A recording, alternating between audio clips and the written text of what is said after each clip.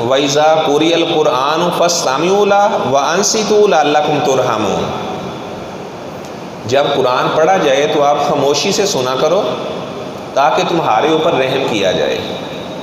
اب بعض ہمارے بھائی وہ مسجد میں نماز پڑھنے کے لیے آتے ہیں، امام جب سورۃ فاتحہ پڑھتا ہے تو وہ کچھ نہیں پڑھتے، پیچھے ویسے ہی کھڑے رہتے ہیں۔ وہ کہتے ہیں جی امام کی پڑھی پیچھے سب کی ہو جاتی ہے، تو امام تو سبحانک اللہ بھی پڑھ رہا ہے، وہ تو التحیات بھی پڑھ رہا ہے، وہ درود ابراہیمی بھی پڑھ رہا ہے۔ یہ ایک ایسی بات ہے کہ امام کی یہ چیزیں پڑھی پیچھے سب کی نہیں ہوتی، صرف سورۃ فاتحہ پڑھی پیچھے سب کی ہو جاتی ہے۔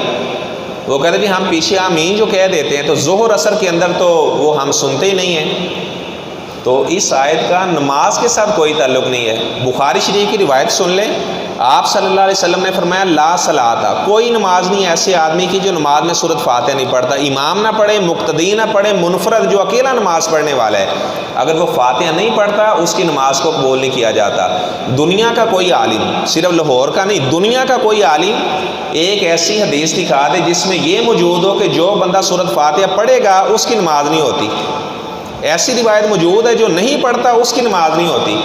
عبداللہ بن عباس رضی اللہ تعالیٰ عنہ نے جنازہ پڑھایا، انہوں نے سورۃ فاتحہ پڑھی اور اس کے بعد کہنے لگے لوگوں لِتَعْلَمُوا أَنَّهَا سُنَّةٌ، آپ اچھی طرح سے یہ بات ذہن نشین کر لو، میں نے اس لیے سورۃ فاتحہ پڑھی ہے تاکہ تمہیں پتہ چل جائے آپ صلی اللہ علیہ وسلم کا طریقہ جنازہ پڑھانے کا یہی تھا۔ ہمارے جنازوں کے اوپر بھی افسوس ہوتا ہے کہ ابھی 1 منٹ بھی نہیں ہوتا اور جناب چاروں تکبیریں ہو جاتی ہیں۔ تو کسی سلفی عالم کا انتخاب کیا کریں کہ جس کو اچھی طرح سے دعائیں بھی آتی ہوں، جو اچھی طرح سے جنازہ پڑھانا جانتا ہو۔ تو خیر اس کا نماز کے ساتھ کوئی تعلق نہیں ہے۔ سورہ حامیم سجدہ میں موجود ہے۔ کافر کہا کرتے تھے لا تسمعوا لہذا القرآن، جب قرآن پڑھا جائے تو شور کیا کرو۔ تو اللہ تعالیٰ نے یہ بات کافروں سے کہی کہ جب قرآن پڑھا جائے تو آپ خاموشی سے سنا کرو تاکہ تمہارے اوپر بھی رحم کیا جائے۔ اب اگر اس بات کو مان لیا جائے کہ جب قرآن پڑھا جائے خاموشی سے سنا کرو، سورۃ فاتحہ کے بعد والا تو سننا ہے۔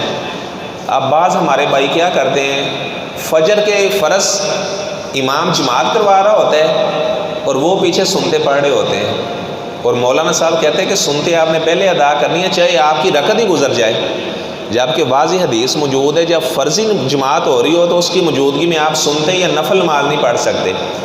اچھا ہم کہتے ہیں اب آپ نے یہ قاعدہ کیوں توڑ دیا، جب قرآن پڑھا جائے تو آپ خاموشی سے سنو، قرآن پڑھا جا رہا ہے پیچھے وہ بندہ سنتے پڑھ رہا ہے، اور ایسے جب قرآن پڑھا جا رہا ہے جو پیچھے نماز میں شامل ہوگا کیا کہے گا اللہ اکبر، تو جب کہ قرآن پڑھا جا رہا ہے تو بولنا نہیں چاہیے۔ ایسے جتنے مدارس میں حفظ ہو رہا ہے وہ سارے بچے لین میں بیٹھ کر پڑھ رہے ہوتے ہیں، یہ تو اللہ کے قرآن کی خلاف ورزی پھر کی جا رہی ہے۔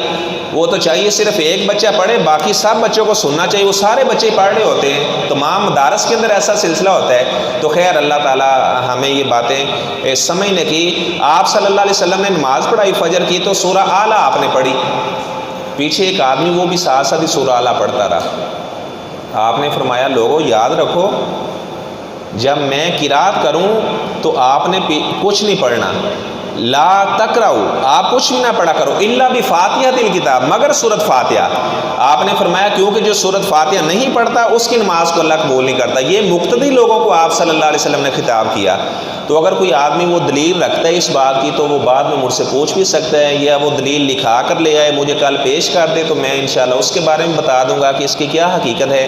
تو اللہ تعالی ہمیں کتاب و سنت کی باتیں سمجھنے کی توفیق عطا فرمائے۔